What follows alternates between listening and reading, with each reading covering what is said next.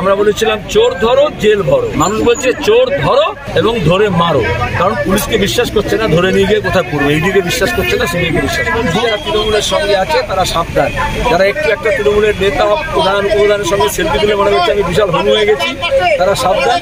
जब भी यहाँ पे ईडी सीबीआई एक्टिव होता है, ममता बनर्जी अपने भाई भतीजा को बचाने के लिए वो दिल्ली पहुँच जाते हैं। জনগণ শুনছে এই মুহূর্তে হাওয়ায় চলছে, কিন্তু আমরা মিডিয়া বলতে ভুল করছি, কি করবেন? সবার হচ্ছে আর আমি দেখছি ওই সাইড থেকে নাও যাও দিকে শুভ্রা চটি ছুঁড়ে মারছে, তোমরা পায়ে দেখছো, আমরা দেখছি কখন মানুষের হাতে উঠবে ওটা। আমরা বলেছিলাম চোর ধরো জেল ভরো, মানুষ বলছে চোর ধরো এবং ধরে মারো, কারণ পুলিশকে বিশ্বাস করছে না, ধরে নিয়ে গিয়ে কোথায় পড়বে, ইডিকে বিশ্বাস করছে না, সিবিআইকে বিশ্বাস করছে। বিজেপির এমএলএ অসীম সরকার এবিপি আনন্দতে বলল ডিসেম্বরের মধ্যে সিএ চালু হয়ে সবাইকে নাগরিকত্ব দিয়ে দেওয়া হবে হিন্দু উদ্বাস্তুদের, এটা কতটা সত্যি, কি মনে হয়? এই মিথ্যাচার ওরা প্রথম থেকে করেছে, যখন থেকে অমিত শাহ বলেছেন ক্রোনোলজি সমঝিয়ে, আর এখানে দাঁড়িয়ে মমতা ব্যানার্জি বলেছেন ক্যা ছিঁচি, কিন্তু আসলে এনপিআর করছেন। এই যে দুয়ারে সরকার বলে সব জায়গায় হচ্ছে না, যখন সবাই বলেছিল কাগজ নেই দিখাইঙ্গে, মমতা ব্যানার্জি চালাকি করে সেই কাগজগুলো নিয়ে নিয়েছে আর সব অমিত শাহের কাছে জমা দিয়েছে।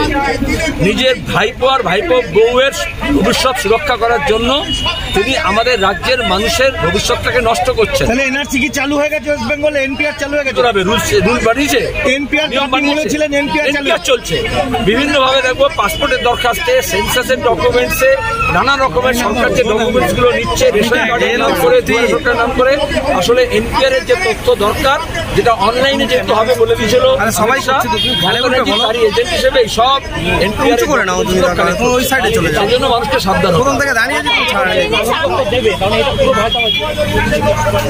আমরা কখনোই নাগরিকদের প্রশ্ন করেছি। এই যে স্বাধীনতা সংগ্রাম বলছি সংবিধান রক্ষা করো, আমাদের সংবিধানের উপরে কি লেখা আছে? প্রথমে উই দ্য পিপল, সবার উপরে মানুষ সত্য। ওখানে তো বলাইনি we the citizen of India, সেখানে বলাইনি we the members of parliament of India.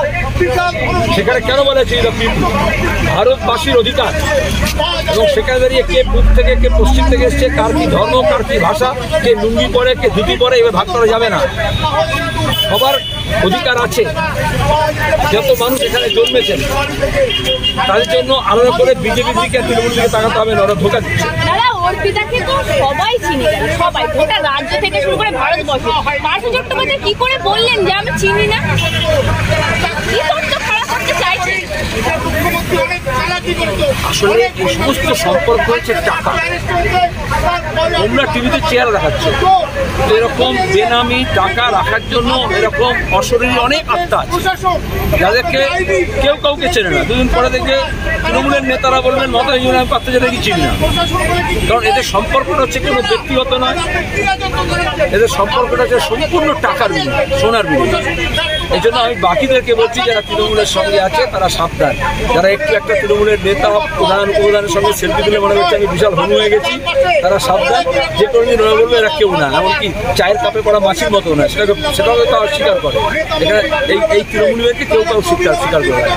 सीधा वार्ता है, जब भी यहाँ पे ईडी सीबीआई एक्टिव होता है, ममता बनर्जी अपने भाई भतीजा को बचाने के लिए वो दिल्ली पहुँच जाते हैं।